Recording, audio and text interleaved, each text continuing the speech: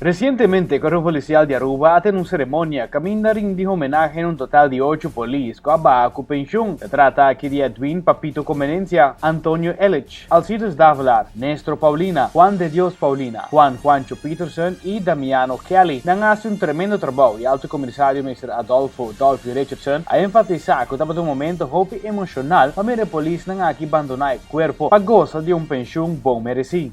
Eu tenho visto momento, mas eu acabo de mencionar, emocional, mas está verdade.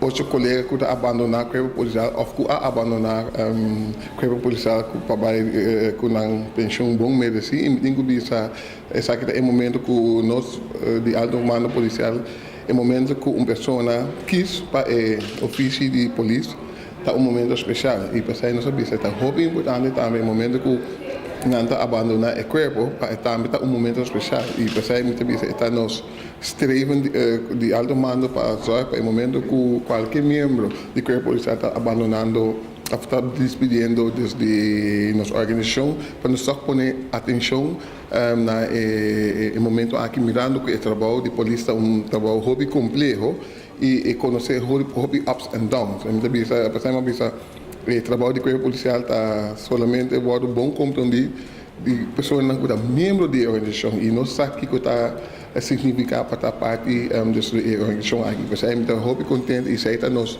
vamos para nos percurar no momento que os colegas não estão despedindo de nós, que nós trabalhamos com gerechtigheid, com a organização a zorgar para uma posição jurídica e para zorgar que tudo loopt smooth para poder desfrutar verdadeiramente de uma pensão bom merecido.